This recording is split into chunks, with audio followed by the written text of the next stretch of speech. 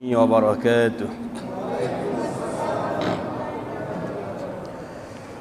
الحمد لله نحمده ونستعينه ونستغفره ونؤمن به ونتوكل عليه ونعوذ بالله من شرور أنفسنا ومن سيئات أعمالنا. من يهد الله فلا مضل له ومن يضلل فلا هادي له. ونشهد أن لا إله إلا الله وحده لا شريك له. ونشهد أن سيدنا وحبيبنا ومولانا محمدا عبد الله ورسوله.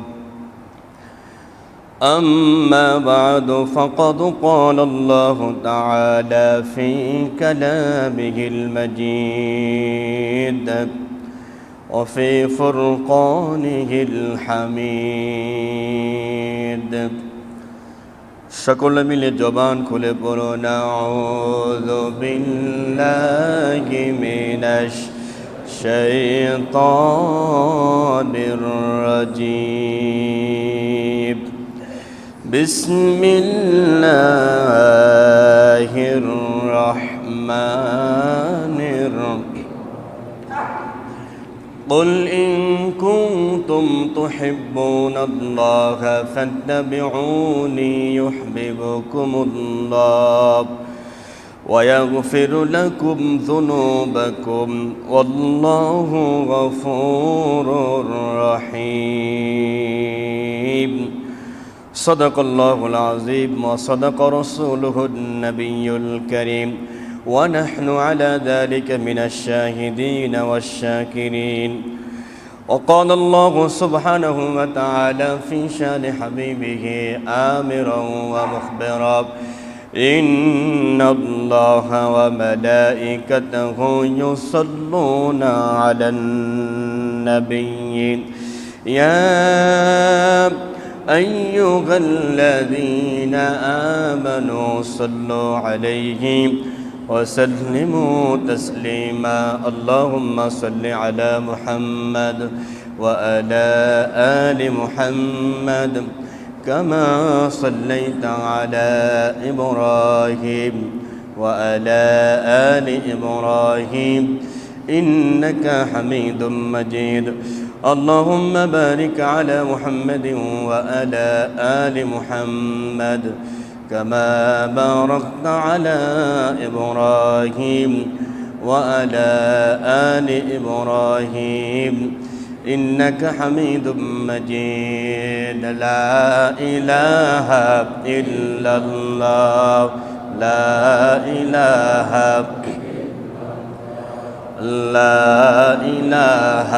إلا الله لا إله سبحان الله والحمد لله لا إله إلا الله سبحان الله والحمد لله لا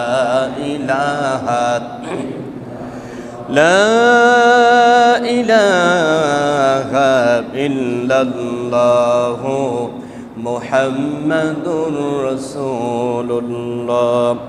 সকলে বলুন সাল্লাল্লাহু আলাইহি ওয়াসাল্লাম। কোন একদিন এদেশের আকাশে কালেমার পতাকা দুলবে। সেদিন সবাই আল্লাহরই বিধান পেয়ে দুঃখ বেদনা ভুলবে। সেদিন সবাই আল্লাহরই বিধান পেয়ে দুঃখ বেদনা ভুলবে। সেদিন আর রবে না হাহাকার, অন্যায় জুলুম অবিচার, থাকবে না অনাচার, দুর্নীতি কদাচার থাকবে না অনাচার, দুর্নীতি কদাচার সকলেই শান্তিতে থাকবে। সেদিন সবাই আল্লাহরই বিধান পেয়ে দুঃখ বেদনা ভুলবে। কোনো একদিন এদেশের আকাশে কালেমার পতাকা দুলবে। সেদিন সবাই রবেরই বিধান পেয়ে দুঃখ বেদনা ভুলবে। একাকিনী রমণী নির্জন পথে যাবে, কোনো জন কটু কথা কবে না। কোনো দিন পথে ঘাটে সম্পদের মহে খুনার রাহা জানি রবে না। সেদিন তো আর সেদিন তো আর নয় বেশি দূরে, আর কিছু পথ গেলে মিলবে। সেদিন সবাই আল্লাহরই বিধান পেয়ে দুঃখ বেদনা ভুলবে। কোনো একদিন এদেশের আকাশে কালেমার পতাকা দুলবে। সেদিন সবাই আল্লাহরই বিধান পেয়ে দুঃখ বেদনা ভুলবে। আলহামদুলিল্লাহ, মহান রবের দরবারে লাখ কোটি বার শুকরিয়া আদায় করে নিচ্ছি। জবান ছেড়ে সকলে বলছি আলহামদুলিল্লাহ। যে মহান রব আমাদেরকে ভালো রেখেই সুস্থ রেখেই বিভিন্ন জায়গা থেকে আমাদেরকে একত্রিত করেছেন, এজন্য আমরা সবাই আল্লাহ তাআলার প্রতি অনেক সন্তুষ্ট আছি, অনেক খুশি আছি। তবে এর মধ্যে অনেক অখুশির সংবাদও রয়েছে। গতকালকে ঢাকা ইউনিভার্সিটির একটা ঘটনা আপনারা অনেকের চোখে পড়েছে। একটা মানুষকে সামান্য মোবাইল চোরের অপরাধে, মোবাইল চুরি করার অপরাধে তাকে পিটায়া পিটায়া আবরার ফাহাদের মতো মারতে হবে। এইরকম পরিস্থিতি পরিবেশ এখনও আমাদেরকে দেখতে হচ্ছে। না জানি সামনে আরও কি অবস্থা আছে। মুফতি আমির হামজা ভাই মাঝে মাঝেই বলতেন, এদেশের মেন জায়গায় যে টাউটগুলো, যে বদমাইশগুলো দায়িত্ব নিয়ে বসে আছে, শুধু এমপি মন্ত্রী চলে গেলে হবে না, এদের নিচেই যে পোশাকুর্তাগুলো ছিল, যদি এইগুলোকে না সরানো যায় তাহলে এই অবস্থা দূর করা যাবে না। তাই হয়েছে, গতকালকের ঘটনা তাই সাক্ষী দিচ্ছে আমাদেরকে।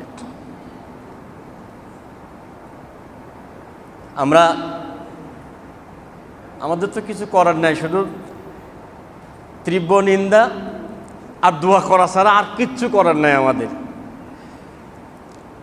আমরা বিচার দাবি করি, হবে কিনা জানি না। ছেলেটার মা ছিল না দুনিয়াতে, বাবাও ছিল না, তার একটা ভাইও ছিল না, শুধু সম্ভবত একটা বোন মনে হয়েছিল। তিনিই বারবার বলতেছেন, ওরা 35,000 টাকা দাবি করতেছিল বারবার। তোফাজ্জল নামের এই ছেলেটাকে দুনিয়ার থেকে বিদায় করে দেওয়া হলো।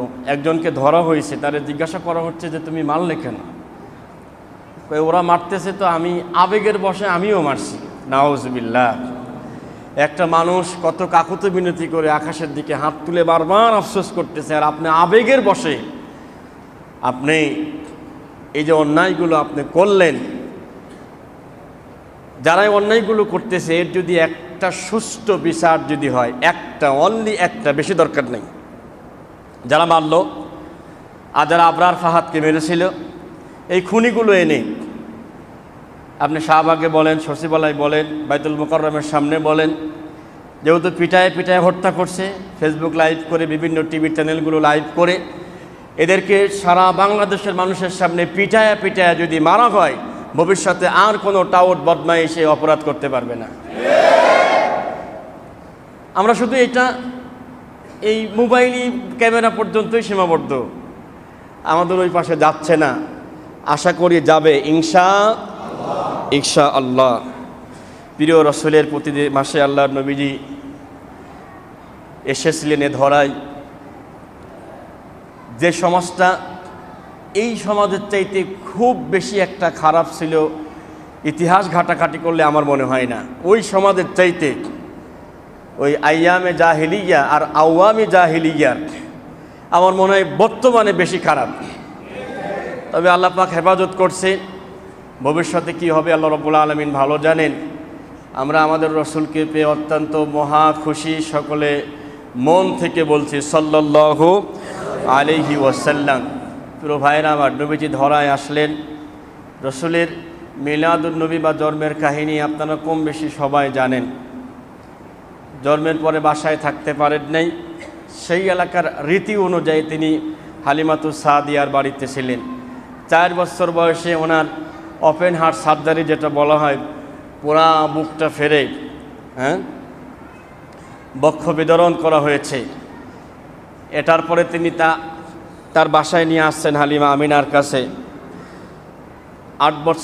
6 বছরের মাথায় মাকে হারালেন, 8 বছরের মাথায় দাদা আব্দুল মুত্তালিবকে হারালেন, 12 বছরের মাথায় আবু তালিব নবীকে সাথে করে নিয়ে সিরিয়ায় রওনা করেছেন। মাঝখানে তাঁবু গেড়েছিলেন একটা গির্জার পাশে।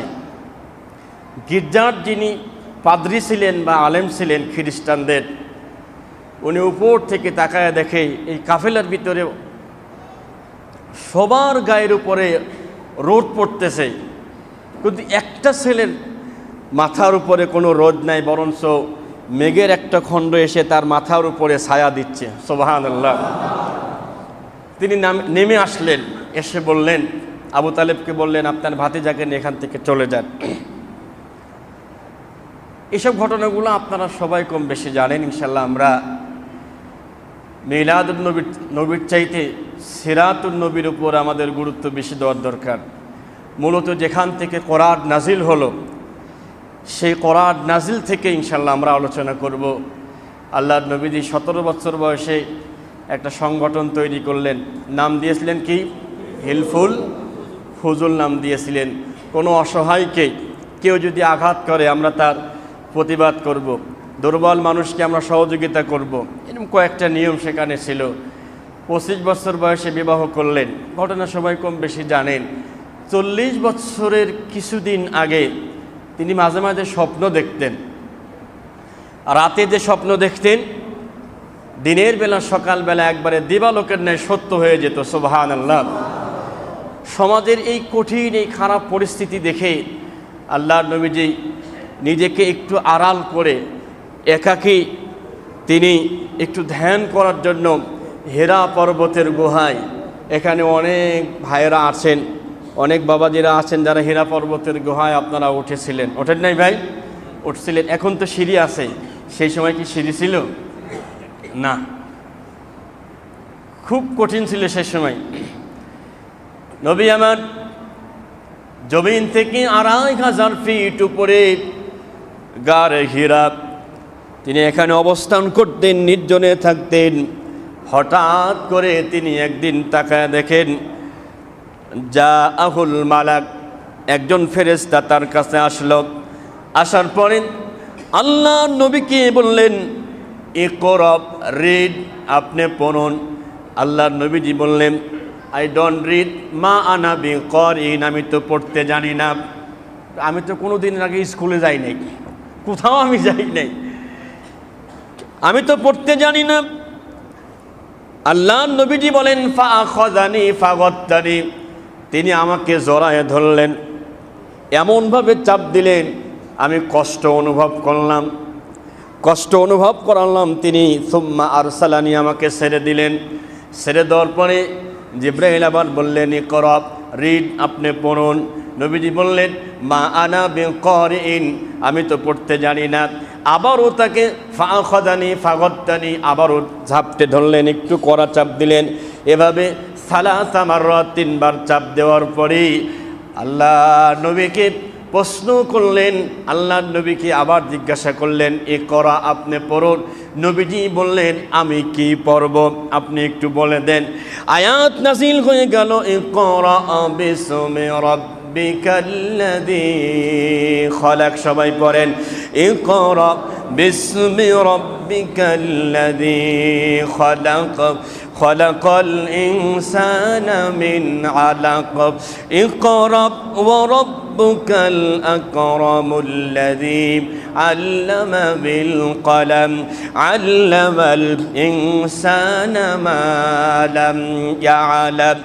সূরা আলাকের প্রথম নাজিলকৃত 5টি আয়াতে কারিমা হেরা পর্বতের গুহার ভিতরে নাজিল হল। জিব্রাইল বললেন পড়ুন আপনার প্রভুর নামে, হু হ্যাজ ক্রিয়েটেড, যিনি আপনাকে সৃষ্টি করেছেন তার নামে আপনি পড়ুন। খলাকাল ইনসানা মিন আলাক, মানুষকে আল্লাহ তৈরি করেছেন জমাট বাঁধা রক্ত থেকে তৈরি করেছেন। আল্লাহ আবার বললেন ইকরা, আপনি পড়ুন ওই রবের নামে যে রব সবচেয়ে বেশি সম্মানিত। আল্লাযী, যিনি আল্লামা বিল কলম, কলম দ্বারা শিক্ষা দিয়েছেন। আল্লামাল ইনসানা মা লাম ইয়ালাম, আর মানুষ যা জানতো না আল্লাহ পাক সেগুলোও শিক্ষা দিয়েছেন। সুবহানাল্লাহ। প্রিয় ভাইরা আমার, এই যে হঠাৎ করে একজন অপরিচিত মানুষকে দেখে আর যে চাপটা দিছে, একটু ভয় পেয়ে গেছেন স্বাভাবিকভাবে। দৌড়ে চলে আসলেন বাসায়। বাসায় আসার পরে ফারাজা বিহা রাসূলুল্লাহ সাল্লাল্লাহু আলাইহি ওয়াসাল্লাম ইয়ারজুফু ফুআদুহু, সেখান থেকে ব্যাক করলেন। ব্যাক করে আসার পরে তিনি একটু ভয় পেয়ে গেলেন, তার অন্তরে একটু ভয় লেগে গেল। ফাদাখালা আলা খাদিজাতি, ঢুকলেন খদিজার ঘরে, তার কাছে গেলেন। যাওয়ার পরে বলতেছে ইয়া খাদিজা জাম্মিলুনি জাম্মিলুনি, ও খাদিজা আমাকে কম্বল দ্বারা আবৃত করে দাও, আমারে কম্বল দিয়ে ঢেকে দাও। লাকাদ খাশিতু আলা নাফসি, আমি আমার জীবনের আশঙ্কা বোধ করতেছি। কি দেখলাম, এত চাপ দিলে বুঝতে তো পারলাম না। জিব্রাইল সেই সময় আসল চেহারা নিয়ে আসেন নাই, সাধারণ একজন মানুষের রূপ নিয়ে এসেছিলেন প্রথমবার, কিন্তু এমন চাপ দিছেন আমি জীবনের আশঙ্কা করতেছি আমার উপরে কেউ ভর করলো কিনা। খাদিজাকে বলতেছেন দেখেন কেমন স্ত্রী, কেমন গুণবতী স্ত্রী। আল্লাহ নবীকে তিনি সাহস দিচ্ছেন, ইয়া রাসূলুল্লাহ ইয়া হাবিবাল্লাহ শুনুন। ফাকালাত খাদিজাতু, তিনি বলছেন কাল্লা ওয়াল্লাহি, কখনো না, আল্লাহর কসম করে বলছি, মা ইউখজিকাল্লাহু আবাদা, আল্লাহ পাক আপনাকে কখনো অপমান লাঞ্ছিত করবেন না। সুবহানাল্লাহ। কখনোই না। আপনি বলেন কি? কারণ আপনার জীবন চরিত্র আমি দেখেছি নবীজি, আপনার মধ্যে এমন কিছু কোয়ালিটি আছে, এমন কিছু গুণ আছে যে গুণগুলো থাকলে পারে কোনো খারাপ কিছু আপনার উপরে অ্যাট্রাকটিভ করতে পারবে না। অতএব আপনি টেনশন করবেন না। ও নবী আমি বলি আপনি শুনুন, ইন্না কালা তাসিলুর রাহিম, আপনি আত্মীয় স্বজনের সাথে ভালো ব্যবহার করেন সমানভাবে। শুধু তাই না, ওয়া তাহমিলুল কাল্লা, তাদের কষ্ট আপনি নিজের কাঁধে আপনি বহন করেন। ওয়া তাকসিবুল মাদুম, অসহায়দেরকে খাবারের ব্যবস্থা আপনি করে দেন। ওয়া তাকরিদ দাইফ, মেহমানকে আপনি সম্মান দেন। ওয়া তাসদিকুল হাদিস, আপনি সবসময় সত্য কথা বলেন। ওয়া তুইনু আলা নাওয়াইবিল হক, কেউ যদি বিপদে পড়ে যায় তার পাশে গিয়ে আপনি দাঁড়ান, কখনো আল্লাহ এই কারণে আপনাকে লাঞ্ছিত করবে না। সুবহানাল্লাহ। এতগুলো কোয়ালিটি যার থাকে তার কি কিছু হতে পারে? খাদিজা কেমন স্ত্রী ছিলেন! আমাদের স্ত্রী হলি বলতো, আগেই বলেছিলাম বরাবর ও কাজে যাওয়ার দরকার নাই, তুমি তো আমার কথা শুনলে না, দেখো এখন কেমন লাগে, ঠিক কি না? আমাদের স্ত্রীর কথা বলছি আর কি। আল্লাহ নবীজির কাছ থেকে যখন ভয় চলে গেল, সঙ্গে সঙ্গে তিনি তার চাচাতো ভাই ওয়ারাকা বিন নওফলের কাছে গেলেন। ওয়ারাকা বিন নওফলের কাছে গিয়ে বলে, দেখেন তো আপনার ভাতিজা কি বলে, দেখেন তো আপনার ভাতিজা কি বলে। আল্লাহ নবীজি বললেন, ও চাচা ওয়ারাকা বিন নওফল হযরতে ঈসা আলাইহিস সালাতু ওয়াস সালামের ধর্মের অনুসারী ছিলেন। তিনি আরবি ভাষা লিখতে জানতেন, পড়তে জানতেন, সুরিয়ানি ভাষা তিনি জানতেন। তার ইনজিল কিতাবে বন্ধুগণ আমার আল্লাহর পয়গম্বরের কথাগুলো শোনার পরে বললেন, শোনো ও ভাতিজা মুহাম্মদ, তুমি যার বর্ণনা দিচ্ছ এই মানুষটা আর কেউ নেই, হচ্ছে ফেরেশতা, যেই ফেরেশতা মূসা নবীর কাছে আসতো। সুবহানাল্লাহ। তোমার কাছে এসেছি, আমার আশঙ্কা হয়, আমি আমার কিতাবে পড়েছি ভাতিজা, তোমার কাছে এমন ফেরেশতা এসেছে, তোমার কাছে এমন কিতাব এসেছে, এই কিতাবের প্রচার যখন শুরু করবা, তোমার জাতির লোকেরা তোমার এই দেশ থেকে বের করে দেওয়ার চেষ্টা করবে। বলেন নাউজুবিল্লাহ।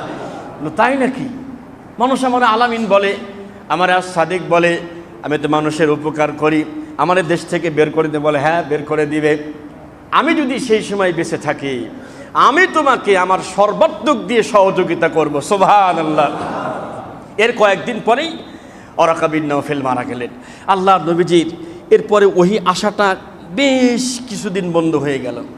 চিন্তায় পড়ে গেলেন, আসে না কেন, সেই লোকটাকে দেখলাম আর আসে না কেন। মাঝে মাঝে আবার ওই হীরা পর্বতের গুহায় চলে যায়। অনেক দিন পার হওয়ার পরে নবী আমার হীরা পর্বতের গুহায় অবস্থান করতেছিলেন, সেখান থেকে নেমে চলে আসতেছেন, নিচেই নেমে পড়েছেন। নামার পরে অল্প কিছু যাওয়ার পরে একটা আওয়াজ শুনলেন, ইয়া মুহাম্মদ। আওয়াজ শোনার পরে এদিকে তাকাই কেউ নাই, এদিকে তাকাই কেউ নাই, সামনে পিছনে তাকাই কেউ নাই, উপরের দিকে তাকায় দেখো সুবহানাল্লাহ, এত বড় মানুষ যা কল্পনা করা যায় না। তার পাও জমিনে আর মাথা হলো আসমানে। আল্লাহু আকবার। এত বড় মানুষ, আসমান জমিনের মাঝামাঝি অবস্থানে একটা কুরসি, একটা চেয়ার আছে, এই চেয়ারে উনি বসা আছে, আর ওনার ডানাগুলো গোটা পৃথিবী পরিমাণ এরকম চেয়ে আছে। সুবহানাল্লাহ। দেখা মাত্রই উনি বেহুশ হয়ে পড়ে গেছে। কি দেখলাম? বেহুশ হয়ে পড়ে গেছে উনি। ঠিক কিছুক্ষণ পরে জ্ঞান যখন ফিরে আসলো, দৌড়ে বাড়িতে গিয়ে আবারও বলতেছে, ইয়া খাদিজা জাম্মিলুনি জাম্মিলুনি, খাদিজা তুমি আমার চাদর দিয়ে তুমি আমার ঢেকে দাও, কম্বল দিয়ে ঢেকে দাও। বন্ধুগণ আমার যখন জ্বর আসে, একদিকে কম্বল গায়ে দেয় আর একদিকে মাথায় পানি দেয়, দেয় না? মানে জ্বরও আইসে আবার মাথায় ঠান্ডা পানিও দিচ্ছে। তো এরকম একটা অবস্থা হয়ে গেছে, রসুলের মাথায় পানি দিচ্ছে, এইদিকে গায়ের উপরে চাদর। হঠাৎ করে আম্মাজান খাদিজা বলেন, আমি নবীজির মুখের কাছে গুনগুন গুনগুন করে আওয়াজ শুনতে পেলাম। কি ব্যাপার? এরপরেই বুঝতে পারলাম নবীজির কাছে জিবরাইল এসেছে ওহী নাজিল করার জন্য। ইয়া আইয়ুহাল মুদ্দাত্তির কুম ফাআনদির ওয়া রাব্বাকা ফাকাব্বির ওয়া সিয়াবাকা ফাতাহহির ওয়ার রুজুজা ফাহজুর ওয়া লা তামনুন তাস্তাকসির ওয়া লিরাব্বিকা ফাসবির। আল্লাহু আকবার বলেন। আল্লাহর পয়গম্বরের কাছে দ্বিতীয় ওহী নাজিল হলো। তিনি শুয়ে আছেন চাদর গায়ে দিয়ে। জিবরাইল বলছে, ইয়া আইয়ুহাল মুদ্দাসসির, উঠুন হে চাদর আবৃতওয়ালা, উঠুন, কুম ফাআনজির, উঠে দাঁড়ান, আপনার জাতিকে সতর্ক করুন, আপনার জাতিকে ভয় দেখান, জাহান্নামের ভয় দেখান। শুধু তাই না, ওয়া রাব্বাকা ফাকাব্বির, আর রবের নামে আপনি তাকবীর দিবেন। জোরে কোন আল্লাহু আকবার। আল্লাহ নিজে বলছে রবের নামে তাকবীর দিতে হবে। এদেশে আল্লাহর অনেক বান্দা আছে, লিল্লাহে তাকবীর, আল্লাহু আকবার স্লোগান শুনলে পারে চেহারাটা কালো হয়ে যায়। আছে না?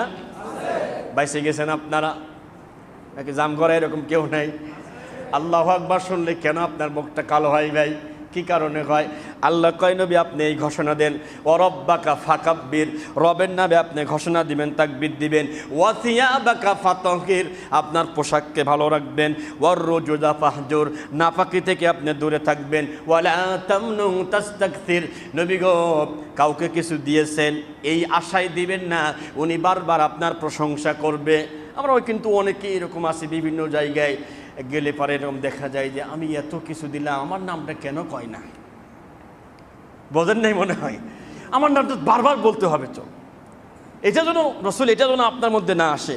ওয়ালি রব্বিকা ফাসবির, আর রবের জন্য আপনি সবর করবেন। ওহি নাজিল করার পরে কুম ফাংজির যেই বললেন, নবী আপনি উঠুন, আপনি দাঁড়ান, আপনি আপনার জাতিরকে সতর্ক করুন, তারা জাহান্নামে চলে যাচ্ছে। এখন এই সতর্ক, এই দাওয়াত আপনি কোন জায়গার থেকে শুরু করবেন? ওয়া আনযির আশীরাতাকাল আকরাবিন। আল্লাহু আকবার। সূরাতুশ শুআরা, কোরআনুল কারীমের 19 নম্বর পারা 14 নম্বর পৃষ্ঠার শেষ নম্বর লাইনে 214 নম্বর আয়াতে কারিমা।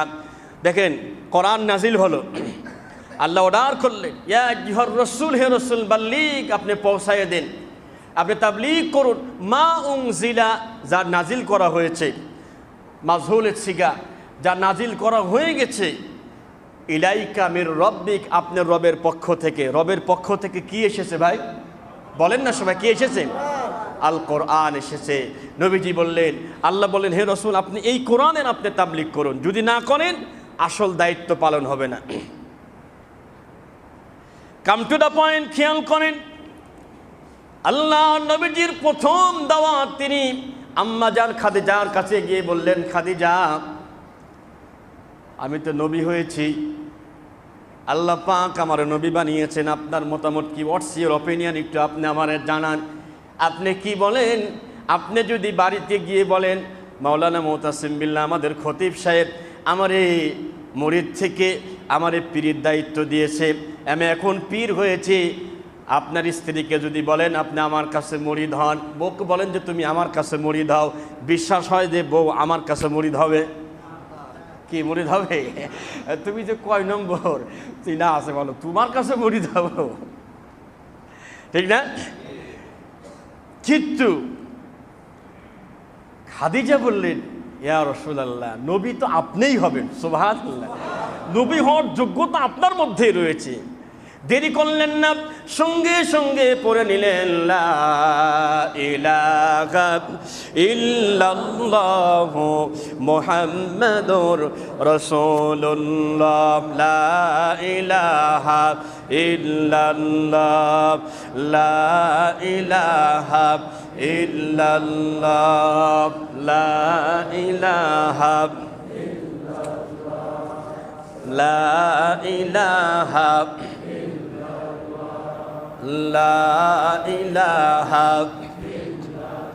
লা ইলাহা ইল্লাল্লাহু মুহাম্মাদুর রাসূলুল্লাহ। সকলে পড়ুন সাল্লাল্লাহু আলাইহি ওয়াসাল্লাম। এরপরে যেহেতু অর্ডার হয়ে গেছে, নবী আপনি বসে থাকবেন না, আপনি দাওয়াত দেন। আল্লাহ নবীজি জাবালে আবু কুবাইস পাহাড়ে উঠলেন। পাহাড়ের একটা জায়গার নাম বাতহা। সেই পাহাড়ে উঠে সকাল সকাল আল্লাহর রসুল পাহাড়ে উঠে লাল কাপড় দিয়া এরকম টানাচ্ছেন আর বলতেছেন, ইয়া সবাহা, ইয়া আব্দে মানাব, ইয়া কুরাইশ। যখন মক্কাতে কোনো বিপদ হতো বা জরুরি কোনো বার্তা দেওয়ার থাকতো, তখন ওই পাহাড়ে উঠে সবাই লাল এরকম উড়াতো আর বলতো, ইয়া সবাহা, ইয়া আব্দে মানাব, ইয়া আব্দুল মুত্তালিব। সবাই তখন দৌড়ে আসতো, নিশ্চয়ই কোনো গুরুত্বপূর্ণ নিউজ আছে। সবাই চলে আসলো। এই ডাক শোনার পরে আল্লাহ নবীজি যখন দাওয়াত পৌঁছায় দেবেন, আল্লাহ পাক বললেন, নবী শুনুন, এই দাওয়াতটা পৌঁছে দিতে গিয়ে কি করা যাবে না?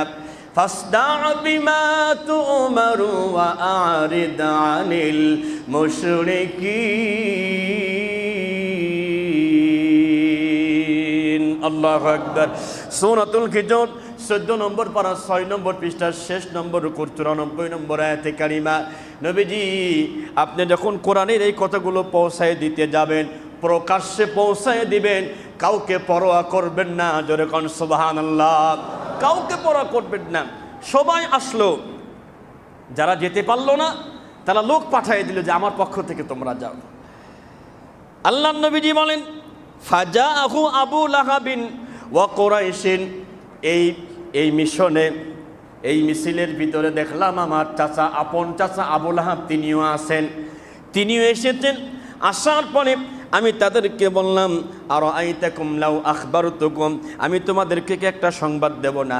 আন্না খয়সাদ্দিকি, বললেন যে শোনেন, আমি যদি বলি যে এই পাহাড়ের ওই পাশে পাদদেশে শত্রু আছে, আমাদেরকে অ্যাটাক করবে, আকুনতুম মুসাদ্দিকি, আর তোমরা কি আমাকে বিশ্বাস করবা? Do you believe me? আমাকে বিশ্বাস করবা?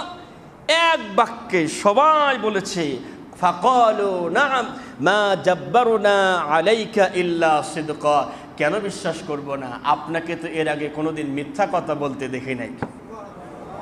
আস্তে কোন সুবহানাল্লাহ। আমরা নবীর উম্মত, আমাদের মিথ্যা আছে না নাই? ওই বছরে এটা আড্য আছে নাকি? হ্যাঁ, সুবহানাল্লাহ। এবার নবীজি দাওয়াত দিচ্ছে, ফাইন্নী নাযীরুল লাকুম বাইনা ইয়াদাই আযাবিন শাদীদ। শোনো আমার জাতির লোকেরা, ওই যে লাতের পূজা করো, মানাতের পূজা করো, হুবলের পূজা করো, মূর্তির পূজা করো, ওগুলো ছেড়ে দাও। ওগুলো ছেড়ে দিয়ে এক আল্লাহর ইবাদত করো, এক আল্লাহর ইবাদত করো, আল্লাহর গোলামি করো। আমি তোমাদেরকে বলছি, ওই মূর্তি পূজা করলে তোমাদের জাহান্নামে যাওয়া লাগবে, সেই ভয় আমি তোমাদেরকে দেখাচ্ছি। সবার মাথা নিচে হয়ে গেছে, একমাত্র মাথা উঁচু করেছে আবু লাহাব, এবং আঙ্গুলটা এইভাবে নবীজির দিকে এইভাবে আঙ্গুলটা উঁচু করে দিয়ে বলতেছে, তাব্বাল্লাকা ইয়া মুহাম্মদ, তাব্বাল্লাকা ইয়া সাইরাল ইয়াউম। আল্লাহর নবীকে ডাক দিয়ে বলছে, মুহাম্মদ তুই ধ্বংস হয়ে যাবি। জোরে কর নাউজুবিল্লাহ। আবু লাহাব নবীজির কি হয়? কেমন চাচা? আরো জোরে। আপন চাচা। বাধা দিল, তার মানে বোঝা যায় দিনের দাওয়াতের কাজে গেলে পারে আপন মানুষ মাঝে মাঝে বাধা দিবে, ঠিক না? তিনি আঙ্গুল উঁচু করেছেন, মুহাম্মদ সারাদিন তোর উপরে আল্লাহর অভিশাপ করুক, গজব করুক। জোরে কর নাউজুবিল্লাহ। আল্লাহ নবীজির মন খারাপ হয়ে গেল। অন্য রেওয়াতে এসেছে তিনি পাথর তুলেছেন হাতে, প্রথম দাওয়াতে পাথর তুলেছেন, আল্লাহর নবীকে পাথর ছুঁড়ে মেরেছেন। রুবায়ের আমার, আল্লাহ পাক সহ্য করেন নাই, সঙ্গে সঙ্গে আবু লাহাবের নামে সূরা নাজিল করেছেন। সবাই পড়ে নাউযু বিল্লাহি মিনাশ বিসমিল্লাহির রাহমানির রহিম। تبت يدا أبي لهب وتب ما أغنى عنه ماله وما كسب سيصلى نارا ذات لهب وامرأته حمالة الحطب في جيدها حبل من مسد। সাদাকাল্লাহুল আযীম। এই সূরা নাজিল হলো। আবু লাহাব বলেছিল, মুহাম্মদ তুমি ধ্বংস হয়ে যাবা, তোমার উপরে গজব আসুক। আল্লাহ পাক বলে, তাব্বাত ইয়াদা আবি লাহাবি ওয়া তাব।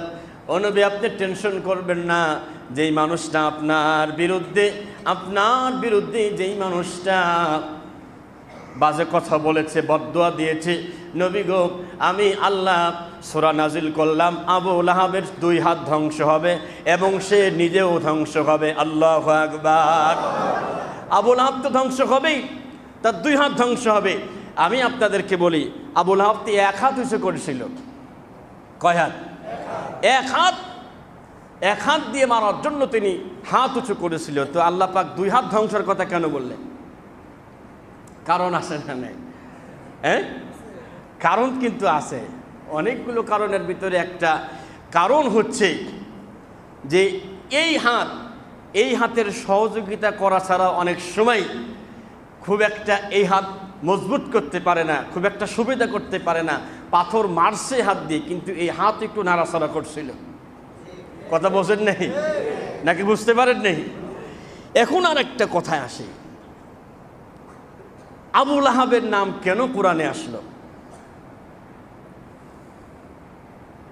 একটুখানি 30 পারার আগের যেই পারাটা 29 নম্বর পারার ভিতরে সূরা কলমের 11, 12, 13 নম্বর আয়াতে একজন ব্যক্তির কথা আসছে। তার নাম কোরআন শরীফে আসে নাই। আল্লাহ পাক বলছে উতুল্লিম বাদা যালিকা জানিম। আল্লাহু আকবার। আল্লাহ পাক বলছে যে মানুষটা রাসূলকে কষ্ট দিত যে মানুষটা কারণে অকারণে রাসূলকে, তার চরিত্রের কথা এসে যে তিনি হচ্ছেন অবৈধ সন্তান, অবৈধ জারজ সন্তান, এ কথা বলেছে কিন্তু তার নাম আসে নাই। আবু জেহেল নবীরে কম কষ্ট দেন নাই, কম আঘাত দেন নাই, কিন্তু আবু জেহেলের নাম কোরআনুল কারীমের মধ্যে আসছে ভাই, কথা কথা আসে নাই। নাম আসছে কার নাম? আবু লাহাবের নাম। কারণটা কি? What is the cause? কারণটা কি?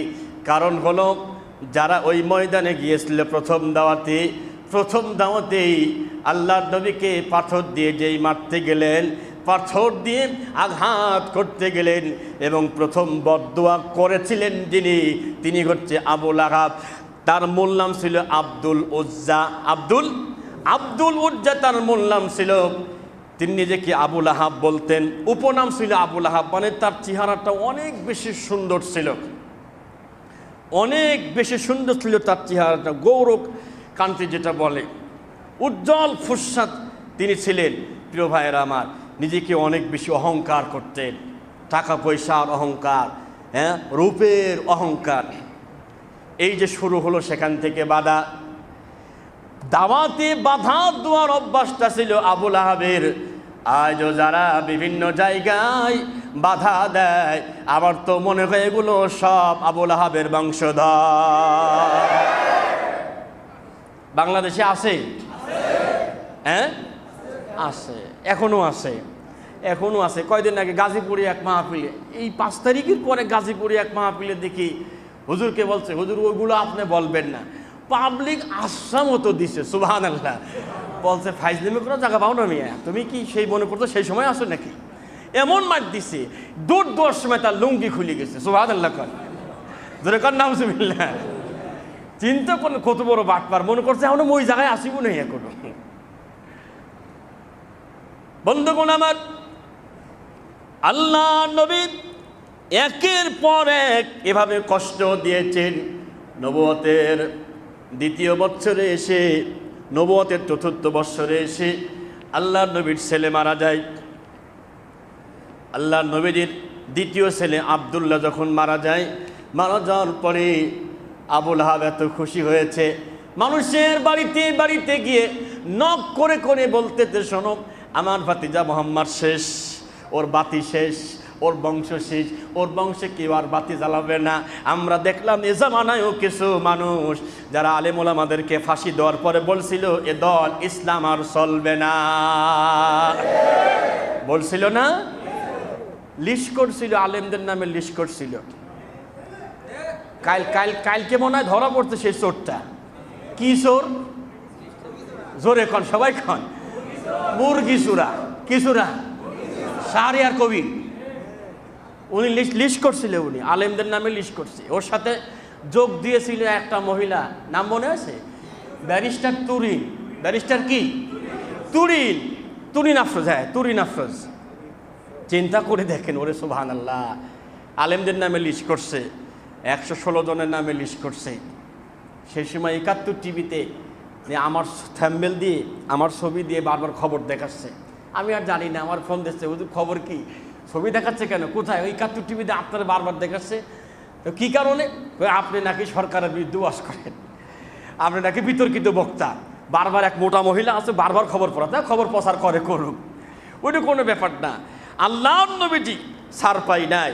এই যে লিস্ট করছিল যারা 116 জন, এখন তাদেরকেও লিস্ট হচ্ছে না ভাই, লিস্ট তাদের এখন কিন্তু হচ্ছে।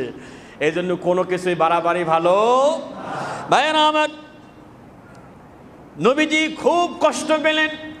আবু লাহাব এবং তার স্ত্রী উম্মে জামিলা মানুষের ঘরে ঘরে গিয়ে, মানুষের বাড়িতে গিয়ে বলতেছেন আল্লাহর নবীজি মোজাম্মাম হয়ে গেছেন, তার মানে তিনি নির্বংশ হয়ে গেছেন, আফতার হয়ে গেছেন।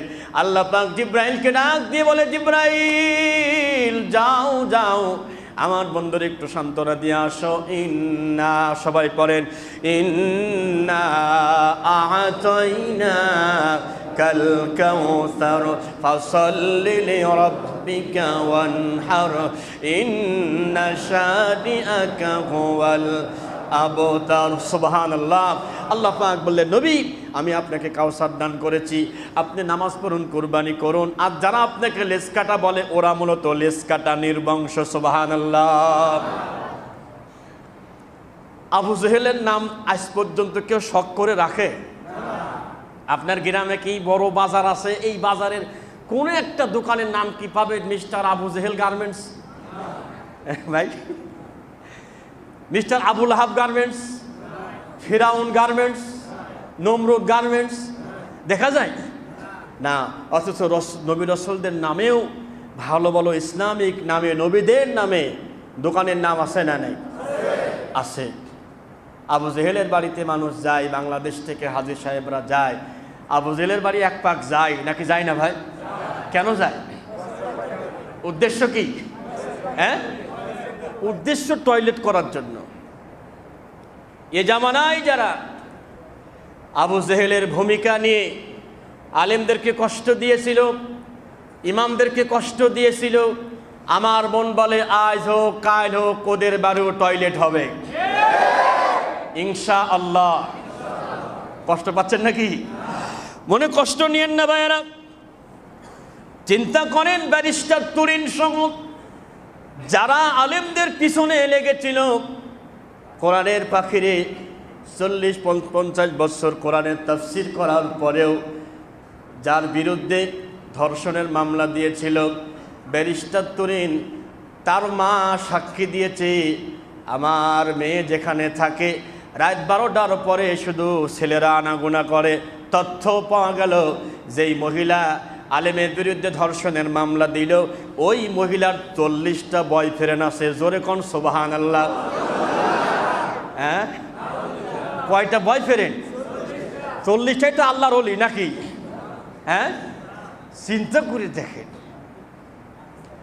তারপরে আমাদের একটা পিচ্চি হুজুর ছিল, ওই যে খুব তেজ, রফিকুল ইসলাম মাদানি, উনি বলছে আমারে ওই দিকে রামপুরার ওই দিকে নিয়ে গেছে আমার হাউন আঙ্কেল। কি আঙ্কেল? হাউন আঙ্কেল। হাউন আঙ্কেল ওখানে নিয়ে গিয়ে এই পিচ্ছিটারে তার গায়ের পোশাক খুলছে, পুরা তারা উলঙ্গ করে ফেলছে। পরে তার মুখে উনি বলছে এই 5 তারিখের পরে বলছে মুখে একটা সিগারেট দিছে, দিয়ে একটা অর্ধ উলঙ্গ মেয়ে নিয়ে আসছে, এনে কাঁধের উপরে জোর করে হাত দেওয়া তারে ছবি তুলছে।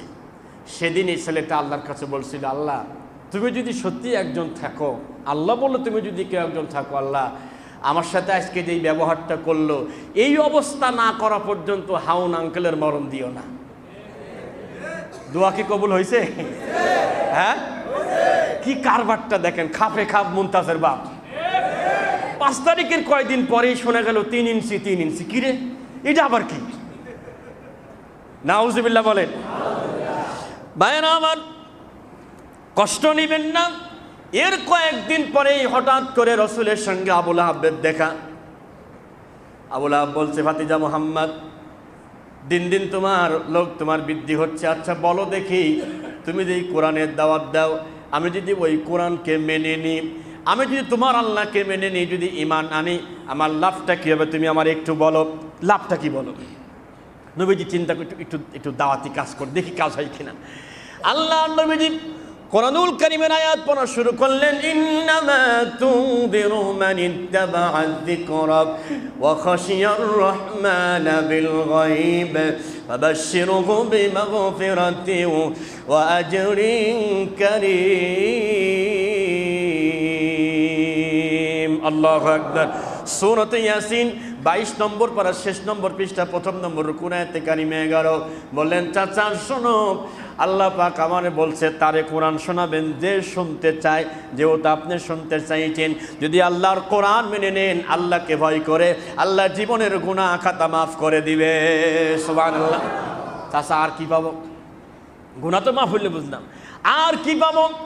ইন্নাল্লাযীনা আমানু ওয়া আমিলুস সালিহাতি কানাত লাহুম জান্নাতুল ফিরদাউসি নুজুলা। সবাই পড়েন, ইন্নাল্লাযীনা আমানু ওয়া আমিলুস সালিহাতি কানাত লাহুম জান্নাতুল ফিরদাউসি নুজুলা। নবীজি বললেন সূরা কাফের 107 নম্বর আয়াত, ও চাচা যদি ঈমান আনেন আর যদি ভালো ভালো কাজ করেন, আল্লাহ পাক হাশরের ময়দানে আপনাকে জান্নাতুল ফেরদাউস দান করবে। সুবহানাল্লাহ। আবুল আহাব ডাক দিয়ে বলে, ভাতিজা তোর আল্লাহর জান্নাত দরকার নাই, আমি দুনিয়াতেই জান্নাতে আছি। জোরে কর নাউজুবিল্লাহ। আমাদের এক মন্ত্রী নাম ছিল হাসান মাহমুদ। কি নাম? এই পাগলা, এই বাটপার বলতেছে আমরা বেহেশতে আসি। কোথায় আসি? বেহেশতে আসি বলে। ওরে কারবার, কোটি কোটি টাকা, হাজার হাজার কোটি কোটি টাকা এরা মেরে দিয়ে আরামে ঘুমাচ্ছে, আরামে শান্তি করতেছে এই মানুষগুলো। চিন্তা করে দেখে। আবুল আহাব কি কয়, তোমার আল্লাহর জান্নাত দরকার নাই। নাউজুবিল্লাহ বলবেন না? চলে গেলেন। এর কিছুক্ষণ পরে আল্লাহ নবীজি বাসার থেকে বের হয়েছেন, কাবা ঘরের দিকে রওনা করেছেন। কাবা ঘরের চত্বরে গেলেন। যাওয়া মাত্রই আবু জেহেল আবুল আহাব দেখলে বড় একটা সুযোগ নাই, এই সুযোগে মুহাম্মদকে দুনিয়ার থেকে বিদায় করে দিতে হবে। বলেন নাউজুবিল্লাহ। আল্লাহ নবীজি নামাজে দাঁড়িয়েছেন, সেজদায় গিয়েছেন। উকবা ইবনে আবি মুইত নামে একজন লোককে ভাড়া করা হলো, তাদেরই বন্ধু আসো, তুমি কি পারবা মুহাম্মাদের মাথার উপরে যখন সেজদায় যাবে মাথার উপরে উঠের পচা ভরি চাপিয়ে দিবা? জোরে কর নাউজুবিল্লাহ। তিনি আসলেন। এসে প্রথমে আল্লাহ নবীর গলার উপরে পাও দিয়েছেন, গলার ভিতরে গামছা দিয়ে পেঁচায়া হেসকা টান মেরেছেন জোরে। এরপরে উঠের পচা বড়ি এনে আল্লাহ নবীর মাথার উপরে উঠের পচা বড়ি চাপায়া দিল। সেই জামানায় উঠের পচা বড়ি চাপায়া দিত, আর এই জামানায় টাউটগুলো, বিশ্ব বেঈমানগুলো আলেমদের ইমামদের মাথার উপরে মামলা চাপায়া দিত। ঠিক না ভাই? বগুড়া বাড়ি, রাস্তার পাশে এক মুড়িওয়ালা মুড়ি বিক্রি করে, ঝালমুড়ি বিক্রি করে। তিনি বলছেন, ভাই আমি মুড়ি বিক্রি করি, আমার নামে 14টা মামলা। সুবহানাল্লাহ। কয়টা মামলা? 14টা মামলা। অথচ আমি মুড়ি বিক্রি করি। আমি বললাম, হোয়াট ইজ দ্য প্রবলেম? সমস্যাটা কি বলেন? কয়, হুজুর প্রবলেম আর কিছুই না, কোরআনের মাহফিলে যাই, যখন আপনারা একটু শক্ত কথা বলেন, ঈমান মজবুতের কথা বলেন, হুজুর আমি নিজেকে কন্ট্রোল করতে পারি না।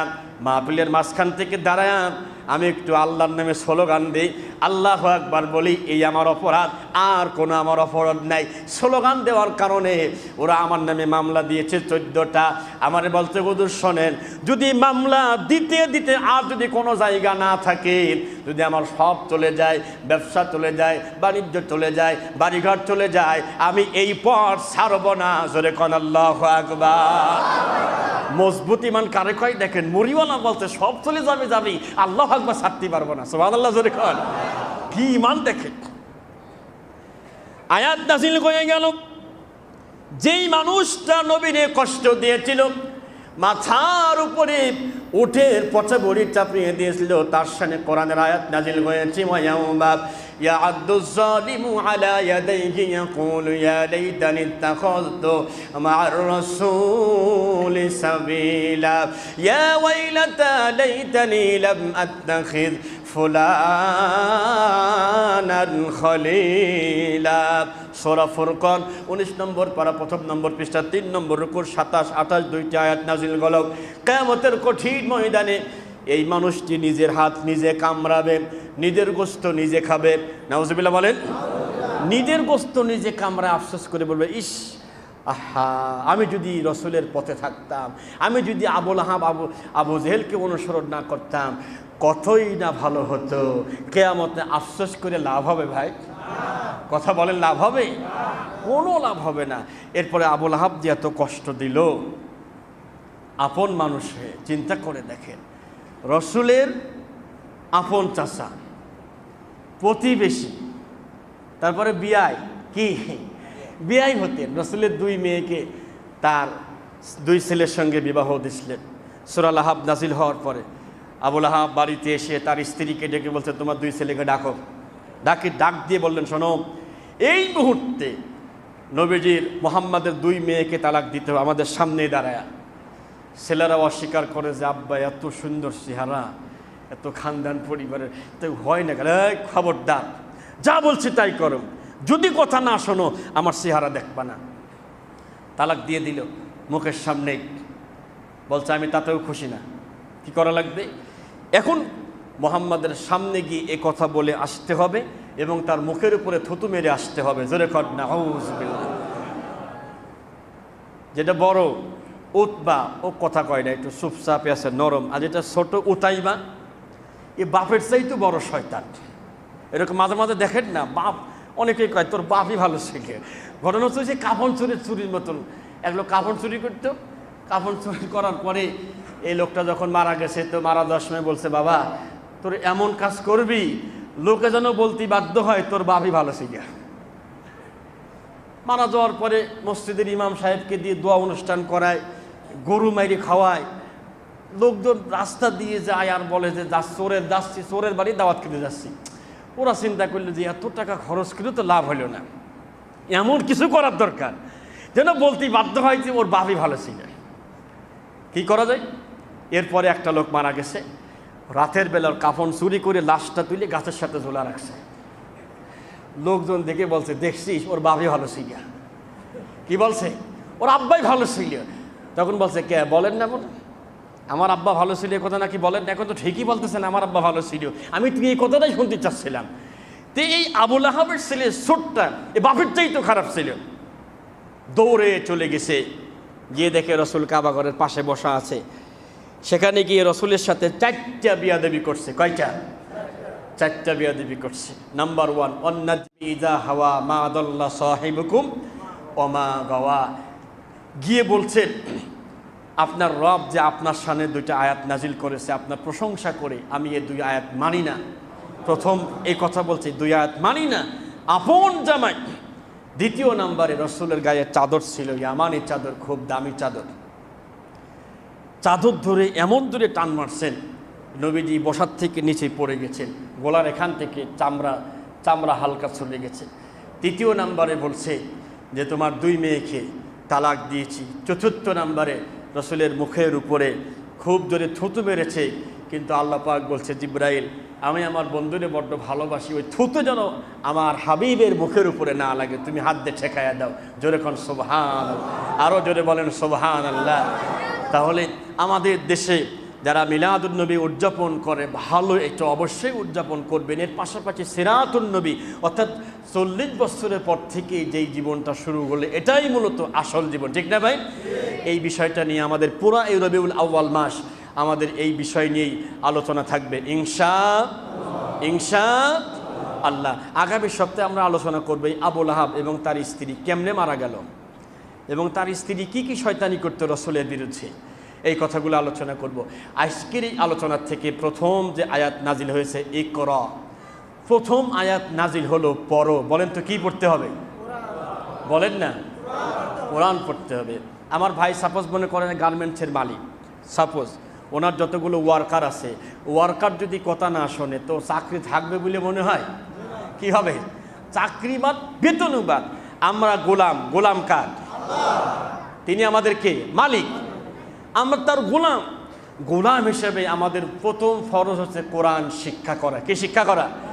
কোরআন শিক্ষা করা। যারা শেখেন নেন, মনে মনে প্রস্তুতি নিন। আমাদের এই মসজিদে একটা ক্লাস হবে ইনশাআল্লাহ, ঈশার নামাজের পরে একটা ক্লাস আমাদের এই মসজিদে হবে। যারা বয়স হয়ে গেছে, লজ্জার কিছু নেই, সময় লাগুক, একটু সময় দেন। প্রথম ফরজটা যদি না মানি বিপদে পড়ে যাব। আল্লাহ পাক আমাদের সকলকে কোরআনুল কারীম শিক্ষা অর্জন করে সেই অনুযায়ী চলার তৌফিক দান করুক। আমিন। ওয়া আখিরি দাওয়ানা।